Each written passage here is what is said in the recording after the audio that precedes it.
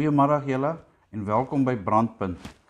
Nou ja, hierdie is die reeks wat ons gesê het ons gaan julle vrae beantwoord en sonder om enige tyd te mors wil ek graag begin met die eerste vraag. Ek sal die vraag antwoord in die taal waaraan die vraag gevra is.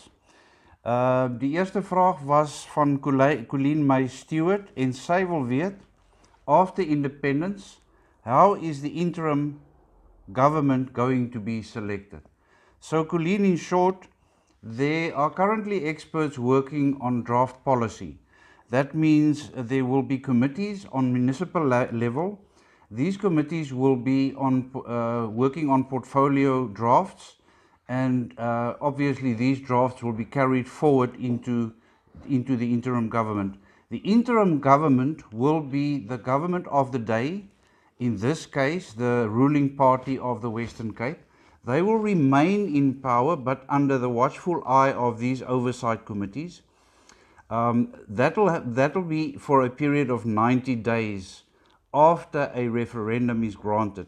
Therefore, the current government of the day will remain in charge, but with no executive powers. They will be under the watchful eye of oversight committees.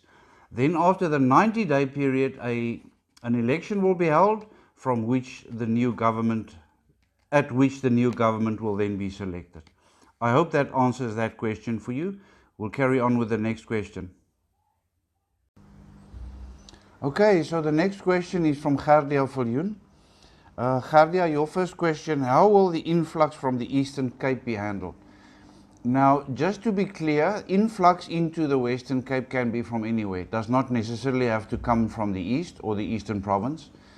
But in principle, the day that a 50% plus one vote is obtained in a referendum, and the referendum carries the yes vote from the majority of people in the Western Cape, from that day, the borders will be closed for any travel coming into or going out of the Western Cape.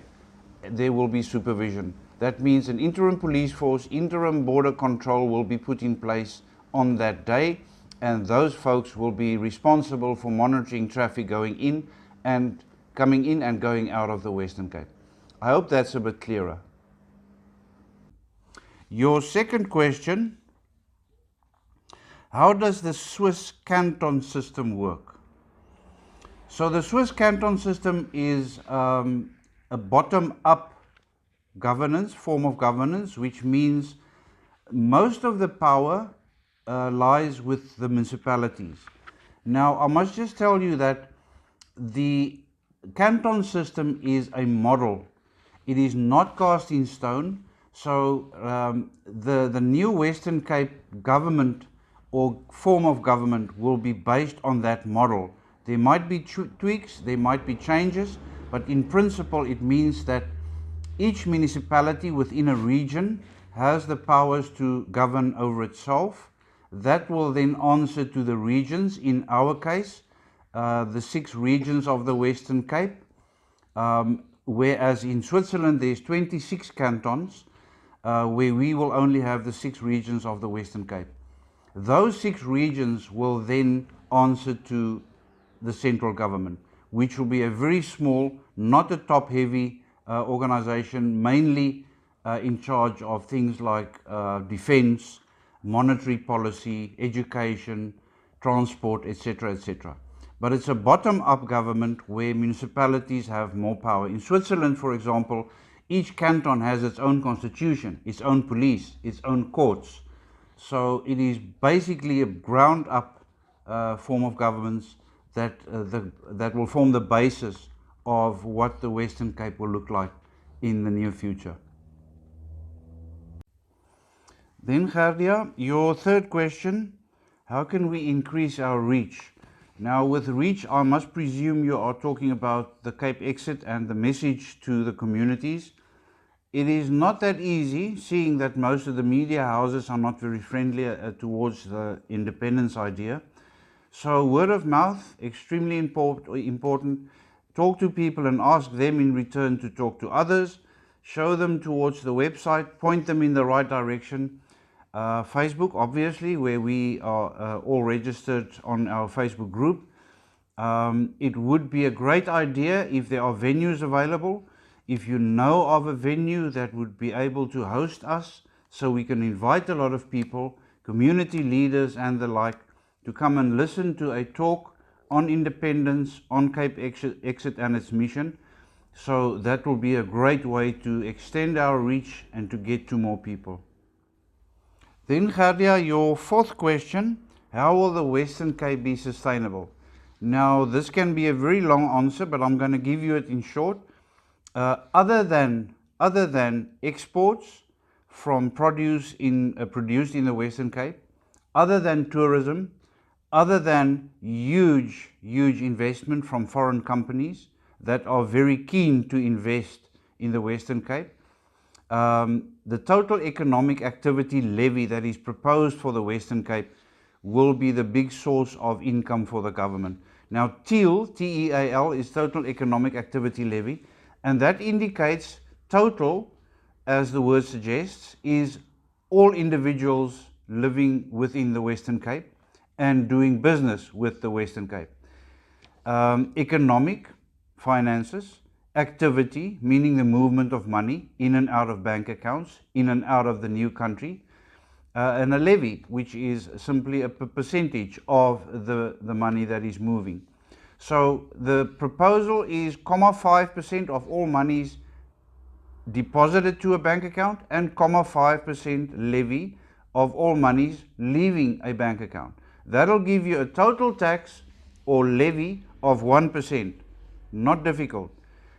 If the Western Cape implements the TEAL tax system, it is likely to increase our budget, the Western Cape budget, by approximately 27-fold, which is massive. So not only is the TEAL tax system advantageous, also it will be a tax haven for foreign investors. It will be an ideal place to invest, and no doubt the Western Cape will flourish. If you look at small country like Singapore, for example, in square meterage in surface area, smaller than the Western Cape, yet an economic giant. So it can be done. Then we have a question from Anonymous. Now, because all your questions are more or less on the same topic, I'm going to respond to all of them in one answer. How will the borders be secured? Will the Western Cape have its own police force? Will we manage existing prisons ourselves? So the reply is pretty straightforward. Because it's a new country, because we are completely reliant on ourselves, yes, it will. We will manage our own prisons. We will have our own police force. We will have our own army. And these people will be trained, training facilities brought into place, and competent folks be out there protecting the citizens. Another question by Anonymous, which I think is in the forefront of many people's minds: how will we manage gangsters? So that is related to the previous reply concerning the police force and the border control. When the police force is properly trained and there's consequences for actions, criminal activity will come down. Once people see that this is not a haven for criminals, that should be a deterrent enough to get them out of here on their own accord. Anonymous also asked, how will the public medical facilities like hospitals and clinics be run, and how will these professionals be appointed?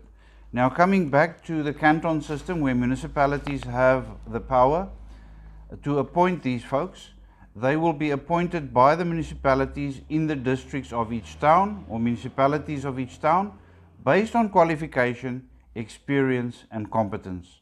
So yes, they will be appointed by the people, for the people, to serve the people. So daarmee dan die einde van hierdie episode, as jy wil, van Brandt Punt. Onthou om asseblief jou vrae in die kommentaar te tik onder hierdie video.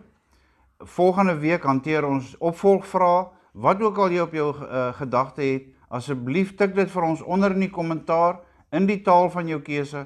Ek sal antwoord soos wat jy gevra het. Ons sien julle volgende Woensdag. Veilig wees, tot later.